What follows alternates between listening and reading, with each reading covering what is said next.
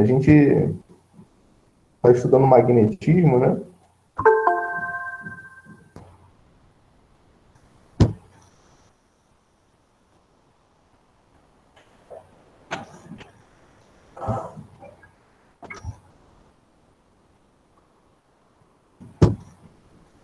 E daí, na aula passada, a gente estava discutindo a lei de Ampère, né? Então, a lei de Ampère, ela diz para a gente como é que funciona, né, o comportamento de um campo magnético quando você tem um fio conduzindo corrente. Então, a gente viu bastante essas duas figuras aqui, né? Que mostra o seguinte, que nessa figura daqui de cima, você tem um fio, ele está saindo do plano da tela, daí, da onde a gente está vendo, né? Então, a corrente está vindo na nossa direção. Aí essas linhas aqui no entorno indicam o comportamento do campo magnético. Então, o campo magnético ele circula, né, o fio que conduz corrente elétrica. A gente sabe que o campo magnético ele acontece quando você tem movimento de cargas elétricas, né?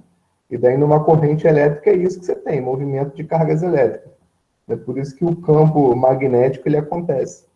E aí se a corrente sai, vem na nossa direção, o comportamento do campo magnético aqui é no sentido de girar, né, no sentido anti-horário, como a gente está vendo aqui em cima. Agora, se a corrente entra no plano da tela, que é o que a gente vê nessa figura daqui de baixo, aí o campo magnético ele circula no sentido horário, né? Isso quando você tem um fio retilíneo. E aí no final da aula, já no final da aula, a gente estava vendo o que acontece quando você tem um fio circular, né, uma espira, que é o que mostra essa figura aqui.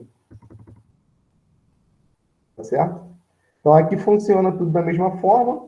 O que muda é o formato da corrente, né? Antes a corrente vinha numa linha reta. Aqui nessa figura a corrente ela está se movendo no sentido circular, no movimento circular, né? E aí para a gente determinar o sentido da corrente a gente usa a mesma regra, né? Você vem com aquela regra da mão direita. Essa figura aqui não é muito boa não, porque ela mostra uma mão esquerda segurando aqui o fio. Aí dá uma ideia errada da regra, tá? Então, se você vier com a sua mão direita e colocar o seu polegar no sentido da corrente aí, né? Que é nesse sentido circular, os seus dedos da mão, né, os outros 4 dedos da mão, vão estar apontando para fora do plano, por dentro dessa circunferência.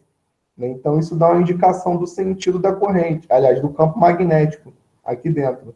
O campo magnético ele aponta para fora, né? Porque o sentido da corrente está aqui acontecendo no sentido anti-horário.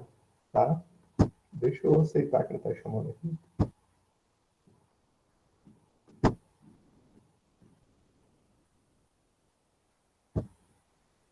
Tá? Então, nessa figura aqui, como a corrente ela vai no sentido anti-horário, se tu colocar o teu polegar da mão direita nesse sentido, os outros 4 dedos da mão vão estar apontando para você.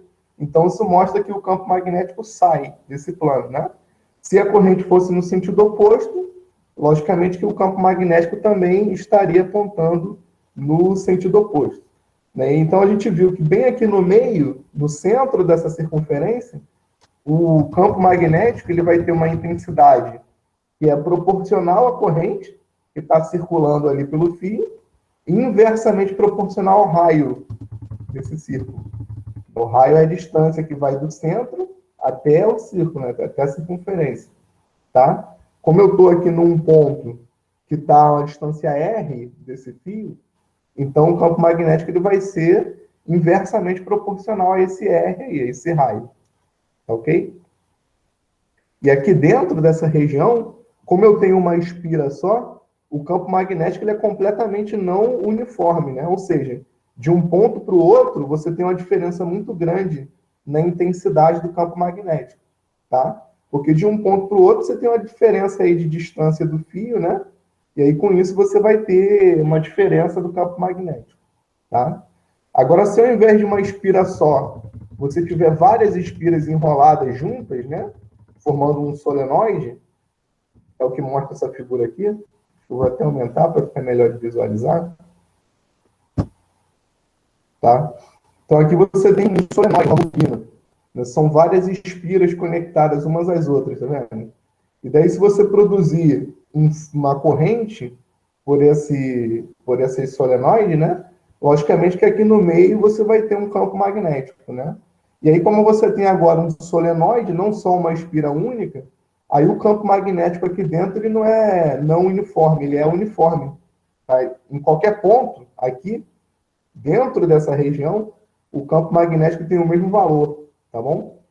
E aí o valor desse campo magnético, logicamente que vai depender da corrente, né? Quanto mais corrente você tiver fluindo por aqui, maior é a intensidade do campo magnético aqui dentro, né? E depende de uma coisa que a gente chama de densidade de espiras, que é a quantidade de espiras que eu tenho por comprimento, tá? Então não é só a quantidade de espiras que vai influenciar, mas é a concentração dessas espiras dentro do comprimento aqui do solenoide. Então vamos supor que eu tenha um solenoide de 1 metro, 1 metro de comprimento. Se eu tenho 2.000 espiras, eu vou ter uma intensidade de campo magnético aqui dentro. Agora, se dentro desse 1 metro tiver 4.000 espiras, né, o dobro de espiras, né, dentro dessa região, desse comprimento de 1 metro, aí a intensidade do campo magnético dobra, tá? Então, a regra que vale para o módulo do campo magnético, dentro de uma espira, é essa aqui. Ó, o campo magnético, lá dentro da espira, dentro daquele solenoide, né, é proporcional à multiplicação de duas quantidades. Ó. O N minúsculo, o que é esse N minúsculo? É o número de espiras por comprimento. Está escrito aqui. Ó. Tá vendo? Está meio borrado, mas dá para ver, né?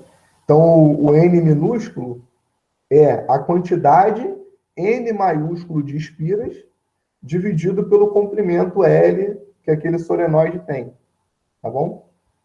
Então, não é só a quantidade de espiras que influencia, também não é só o comprimento do solenoide que influencia.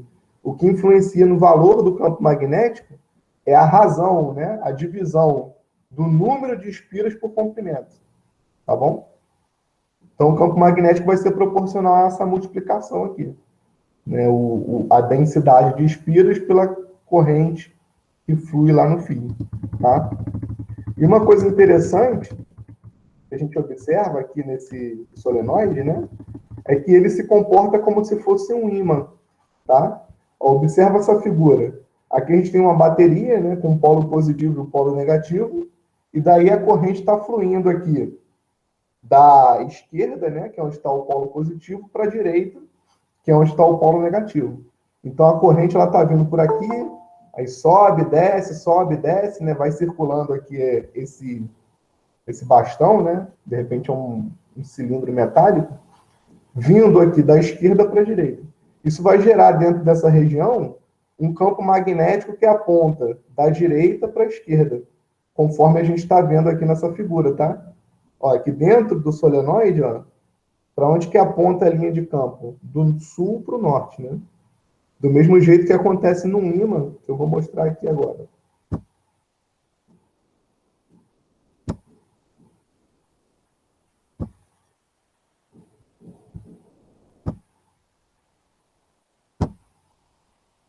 Tá? Então, no ímã, ó, a gente tem um polo norte, um polo sul, né? Fora do ímã, as linhas de campo saem do norte e entram no sul. Essas linhas de campo aqui, como a gente já discutiu, elas são sempre fechadas, né? Elas não vão para o infinito, né? Elas vão e voltam para o mesmo objeto, tá? Então, fora de um ímã, as linhas de campo saem do norte e entram no sul, mas por dentro do ímã, como essas linhas elas têm que ser fechadas, né? Então, elas apontam do sul para o norte. Tá? Então, dentro da região aqui do material do ímã, o campo magnético vai do sul para o norte. Tá bom? E aí, se você observar o comportamento desse objeto que a gente está vendo aqui, é o mesmo. Tá? Você tem uma corrente elétrica que vai aqui da esquerda para a direita, né? Consequentemente, se a gente for usar lá a regra da mão direita, né? Coloca o polegar na direção da corrente. Né? Com isso, o campo magnético ele tem que estar apontando, ó, da direita para a esquerda. E aí você vai ter, então, aqui, à sua esquerda, um polo norte, porque é para onde as linhas de campo apontam por dentro do material, né? E aqui do outro lado, do lado direito, você tem o Polo Sul, tá? E aí, por fora dessa região, por fora desse material, as linhas vão até um certo ponto, né, e se fecham e retornam para o mesmo objeto, tá? Então, isso que a gente está vendo aqui tem um comportamento análogo a de um ímã, né? Por isso que a gente chama esse objeto de um eletroímã. É um ímã induzido, não é um ímã natural, é um ímã que ele é induzido, tá? Então, se você fizer isso, você pega, por exemplo, um prego, né, enrola esse prego com um fio de cobre, e aí você liga numa pilha, numa bateria, você vai ver que aquele objeto ele se comporta como um ímã. Ele é capaz de atrair, né, pedaços de ferro e tal. Tá? Então, aqui está a explicação de por que o campo magnético por dentro ele aponta meio que no sentido oposto ao movimento da corrente, né? Ó, se a gente olhar para essa figura A aqui, a corrente ela está indo do ponto G para o ponto F, tá vendo? A corrente está fazendo isso, tá? E aí, pela regra da mão direita, aqui no interior, o campo magnético, né, somado de todas essas espiras, vai ter que estar apontando do F para o G, tá? Então, se a corrente vai do G para o F, por dentro desse material, o campo magnético vai estar apontando do F para o G. Então, aqui, nessa região aqui, você tem o polo norte, do lado do ponto G aqui, né? E do lado do ponto F, você tem o polo sul, tá? Você inverter a corrente, logicamente que o sentido do campo magnético inverte. Então, nessa figura aqui, de cima, o polo norte está aqui, né, à esquerda, e o polo sul está aqui à direita. Aqui nessa figura de baixo, o movimento da corrente está oposto, está vindo no sentido oposto. Tá vendo? A corrente agora vem do I, aliás, vem do F para o G, tá vendo? Então, o campo magnético, pela regra da mão direita, que a gente está vendo aqui na figura, vai ter que estar apontando do G para o F, tá?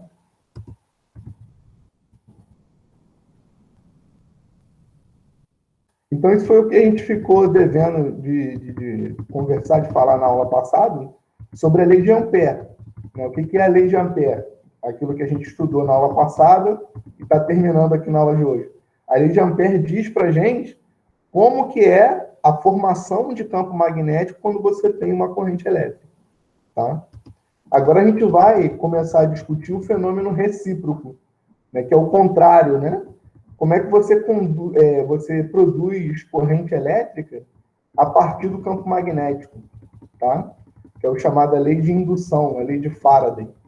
De repente é um assunto até mais aplicável sobre tudo isso que a gente está discutindo, de magnetismo, né? Essa parte aqui de indução eletromagnética é a mais que a gente observa no cotidiano, tá? Então, tudo acontece pelo seguinte, tá? Vamos olhar logo essa figura daqui de baixo, que ela ilustra melhor.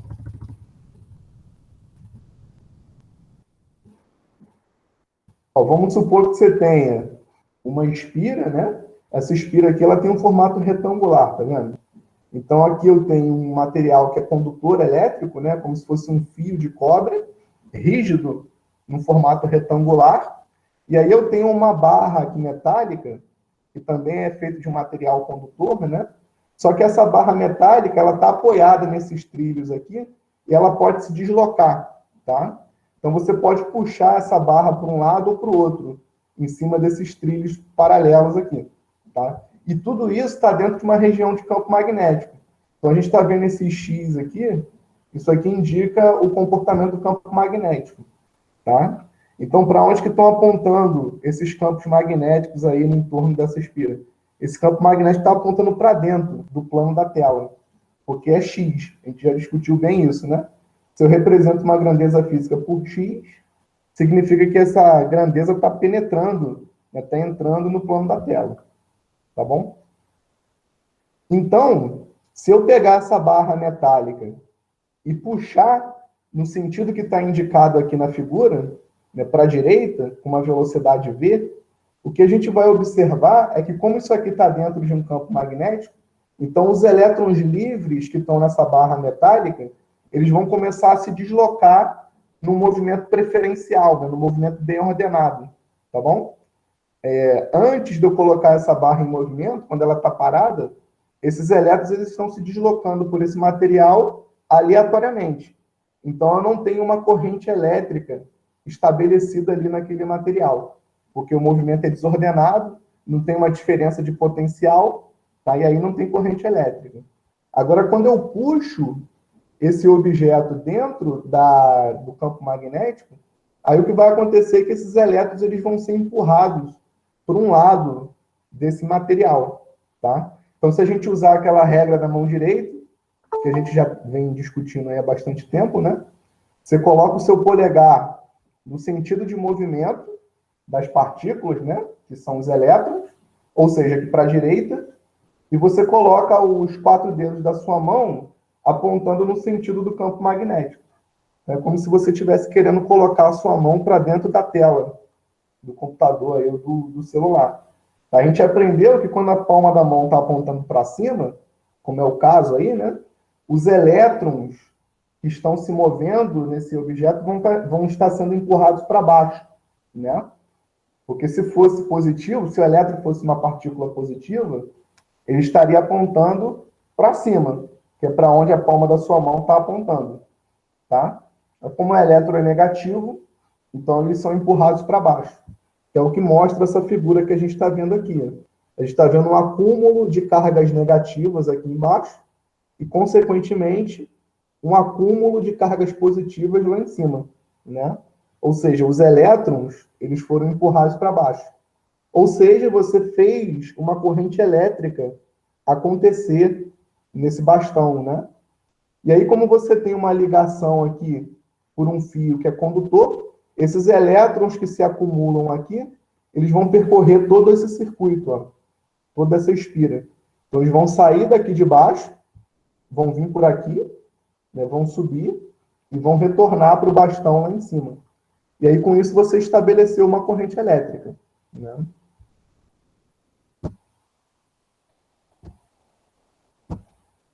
Certo? Então, como o movimento dos elétrons é aqui no sentido horário, né, de baixo para cima, a gente aprendeu também lá no segundo bimestre que o sentido convencional da corrente é o oposto ao movimento real dos elétrons, né? Por isso que a corrente aqui está apontando no sentido oposto. Ela está saindo daqui de cima e vindo aqui para baixo, tá? Então, o que a gente observou nesse exemplo? A gente observou que quando você coloca esse bastão para se mover, você faz uma corrente elétrica acontecer aqui naturalmente, né? Não é uma corrente elétrica gerada por uma bateria. É uma corrente elétrica induzida pelo campo magnético que está agindo aqui nessa região, tá? Então, esse é o fenômeno da indução eletromagnética. Você produz uma corrente a partir de um campo magnético. Você não precisa de uma bateria produzindo DDP, né? A DDP é gerada por esse campo magnético aqui, tá? Mas você vê que isso só acontece quando você coloca esse bastão aqui para se mover, tá? Então, no exemplo de cima, o bastão está se movendo para a direita. No exemplo de baixo, o bastão está se movendo para a esquerda, e daí o sentido da corrente inverte, né? Mas, nos dois casos, o que a gente observa é que a corrente ela só vai acontecer quando esse bastão estiver se movendo, tá? Então, Faraday percebeu que, na verdade, o que você precisa para produzir essa corrente elétrica não é necessariamente do movimento do bastão, mas sim da variação do fluxo do campo magnético através dessa área, tá? Então, por exemplo, vamos supor que a gente está num certo instante inicial. E aí essa área aqui, ó, é uma área pequena ainda, porque esse bastão ainda não foi arrastado para a direita, tá? Quando eu tenho uma área pequena, o número de linhas de campo magnético que atravessa essa área é um número pequeno, tá? E aí, conforme eu vou arrastando essa barra para cá, o que vai acontecendo com essa área? Essa área ela vai aumentando, né? Consequentemente, o número de X que tem dentro aqui dessa região vai aumentando também. Ou seja, o campo magnético, o fluxo do campo magnético através dessa área está aumentando. Tá vendo? Então, quando eu aumento o fluxo do campo magnético, é que eu vou produzir essa corrente elétrica aqui no fio. Tá? Então, Faraday percebeu que para você conseguir produzir corrente a partir do campo magnético, você tem que ter uma variação do fluxo do campo magnético através daquela região. Tá bom? Não basta ter campo magnético. Esse campo magnético que atravessa essa região, ele tem que estar aumentando ou diminuindo conforme o tempo passa, para você poder produzir corrente elétrica. Tá? Então, aqui embaixo, a gente tem uma figura que é análoga a isso que a gente está discutindo. Tá vendo? Ó, você tem uma espira, essa espira aqui agora é circular, tá vendo? E aí você tem um campo magnético aqui gerado por um ímã. Então você tem linhas de campo magnético atravessando o interior da espira, tá? E aqui embaixo a gente tem um amperímetro, tá vendo? O A aqui, ó. Isso aqui está medindo corrente elétrica. Se esse ímã ficar parado, tá? Se ele não estiver se movendo em relação à espira, o número de linhas de campo magnético que atravessa a espira não varia no tempo, fica fixo.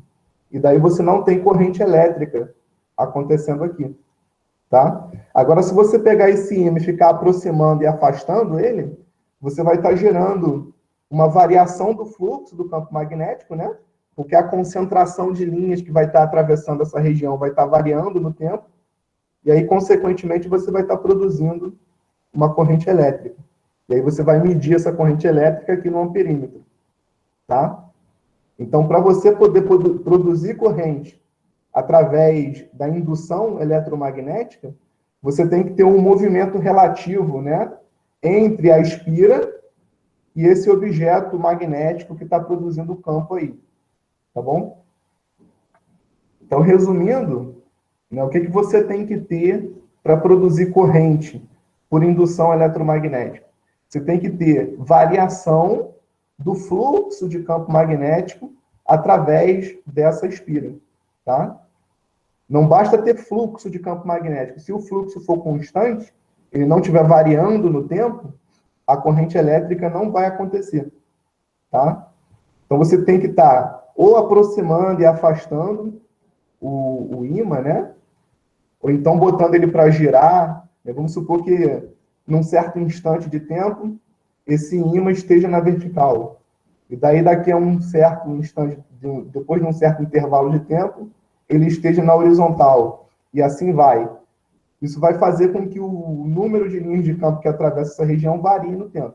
E aí você vai ter indução magnética, vai ter corrente elétrica acontecendo aí. Tá?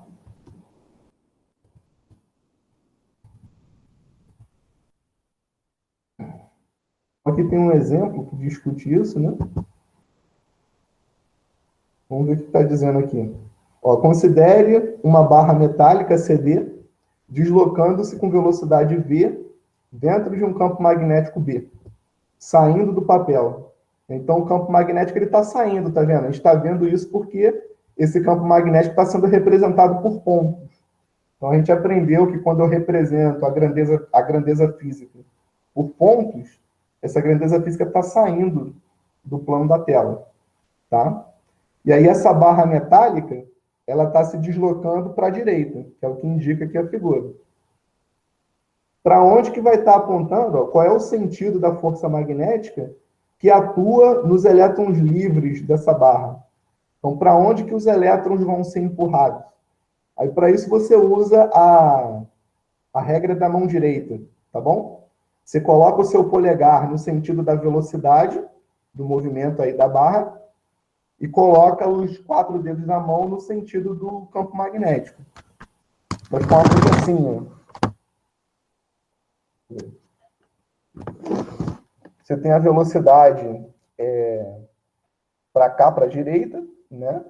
E o campo magnético saindo do plano da tela. Então, a sua mão está apontando para baixo, tá? Ó, velocidade é o polegar apontando para a direita a palma da mão tem que estar apontada para baixo, porque o campo magnético está saindo do plano da tela, tá? Então, se a palma da sua mão está voltada para baixo, partículas positivas seriam empurradas para baixo. O elétron, que é negativo, ele é empurrado para cima, tá?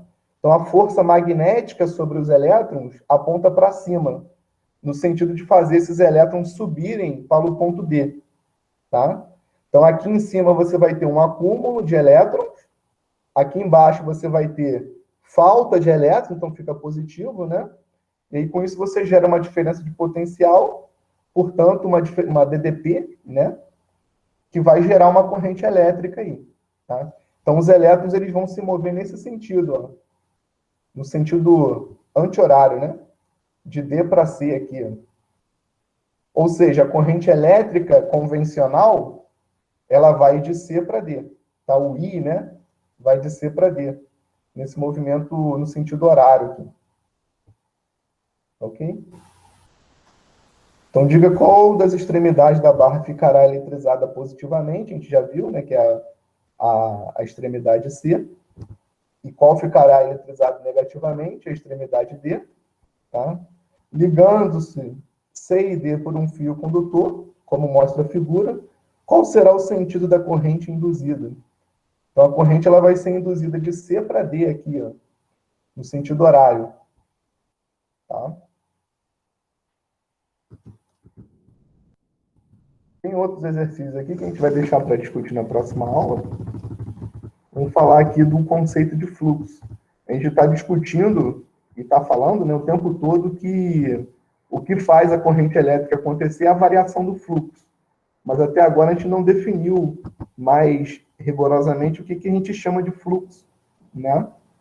Então vamos supor que você tem uma espira, a espira está sendo representada por esse plano azul, que a gente está vendo nessa figura, tá bom?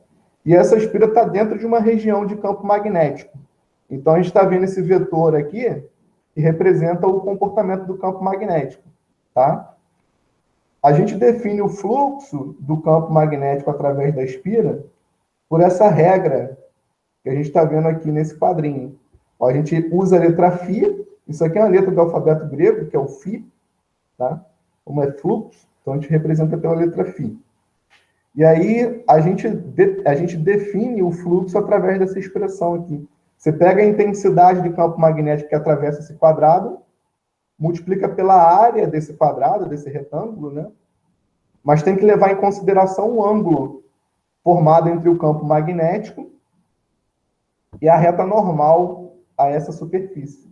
A reta normal é a reta vertical. Tá? Vamos supor que essa superfície aqui é uma superfície horizontal, tá? Um plano horizontal.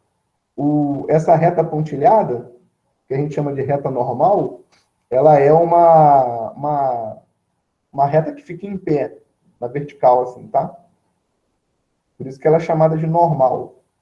E aí você tem que levar em consideração, na hora de fazer a conta aqui do fluxo, o cosseno desse ângulo θ, formado entre o campo magnético e a reta normal, tá bom? Então, isso indica para a gente que o fluxo, ele é máximo, ou seja, ele vale B vezes A, campo magnético vezes área, se esse ângulo θ aqui for um ângulo de 0 graus, né? Ou seja, se o campo magnético estiver alinhado com a reta normal, tá? Se esse ângulo aqui for de 0 graus, o campo B, né, esse vetor B aí, ele vai estar na mesma linha reta dessa reta pontilhada N aqui, tá? E o fluxo, ele é mínimo, ou seja, ele vale zero, se esse ângulo θ aqui for um ângulo de 90 graus, né? Vamos supor que você gire esse plano até a reta normal ficar formando um ângulo de 90 graus com o campo magnético. Isso significa que o campo magnético ele não vai estar atravessando esse plano. Tá? Esse campo magnético ele vai estar deitado no plano, vai estar tangente ao plano. E daí o fluxo é zero, né? Porque para você ter fluxo, o campo magnético tem que atravessar essa área. Tá? Conforme a gente vê aqui nessa figura.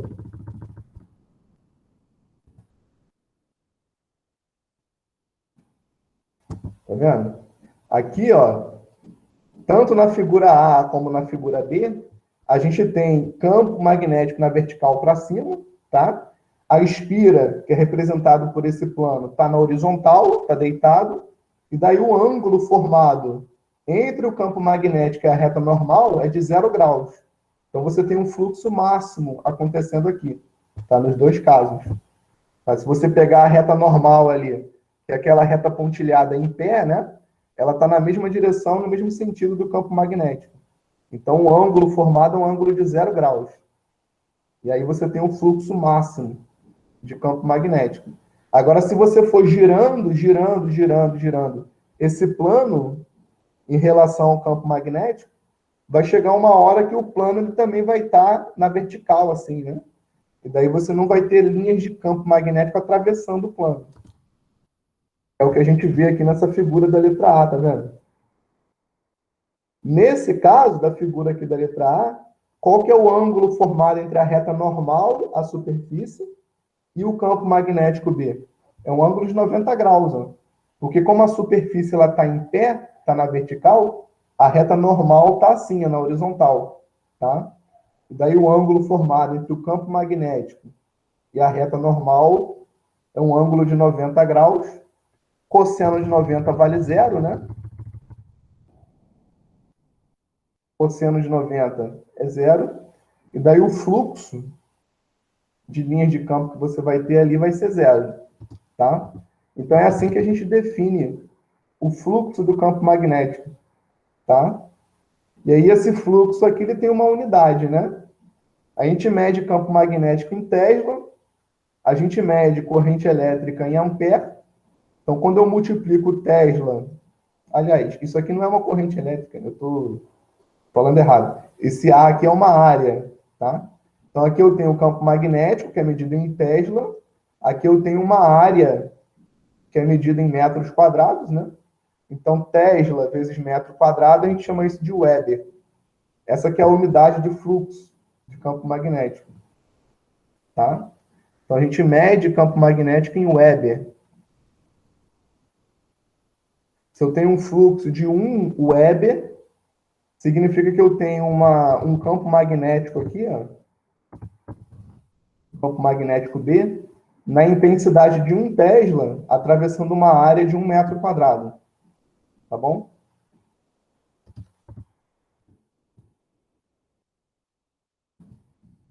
E aí, conforme aquilo que a gente vem discutindo lá desde o início da aula de hoje, é a variação desse fluxo, conforme o tempo passa, que vai gerar uma corrente elétrica aqui, ó, na fronteira dessa superfície, tá? Então, para eu ter uma corrente elétrica circulando essa área, eu tenho que ter uma variação desse fluxo aqui conforme o tempo passa, tá? Então, o valor desse φ aqui, ele precisa estar variando conforme o tempo passa, para você poder produzir uma corrente elétrica aqui circulando essa área, tá? Então, com isso, a gente tem uma fórmula mais matemática para representar a lei de Faraday. Então, essa fórmula é essa que a gente está vendo escrita aqui. Ó. Tá vendo? Essa letra epsilon aqui indica a DDP, que a gente chama de força eletromotriz, para produzir a corrente naquele circuito ali. Tá? Então, essa DDP, ou FEM, né, força eletromotriz, vai ser ΔΦ por ΔT. Ó, variação do fluxo conforme o tempo passa. Tá vendo? Então, para eu poder produzir uma corrente elétrica naquele fio, para você ter uma DDP naquele fio, você tem que ter variação do fluxo. Tá? Se esse ΔΦ aqui for zero, ou seja, se o fluxo não variar, né, a sua FEM, ou força eletromotriz, também vai ser zero. Tá?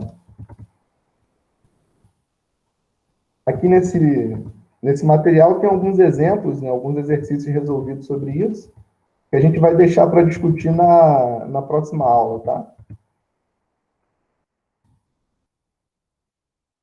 A gente vai ver nesse exemplo aqui que a gente pode calcular essa força eletromotriz, ou seja, a DDP, que faz acontecer a corrente aqui nesse fio, por essa regra.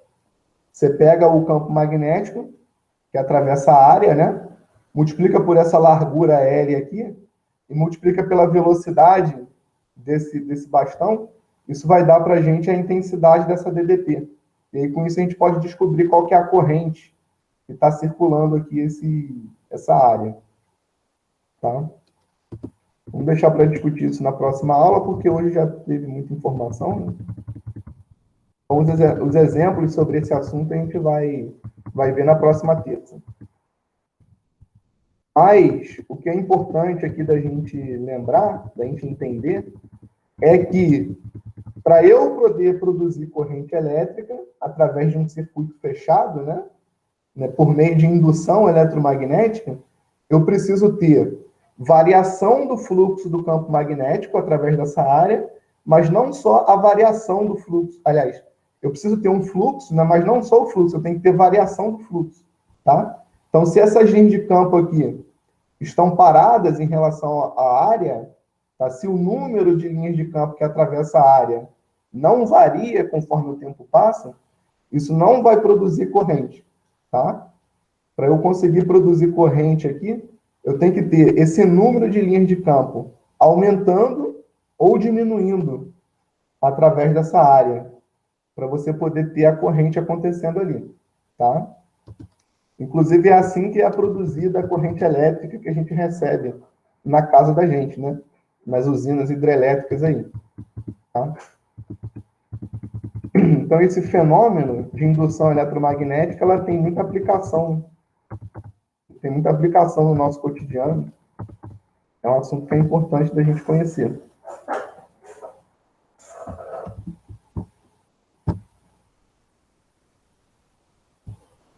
Na aula que vem, a gente vai fazer exemplos para entender melhor esse conceito, tá bom?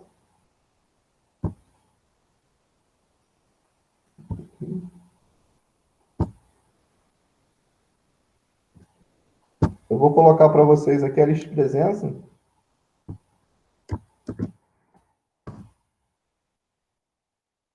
Se vocês tiverem dúvidas aí, pode perguntar. Se não, a gente se vê aí na semana que vem, tá?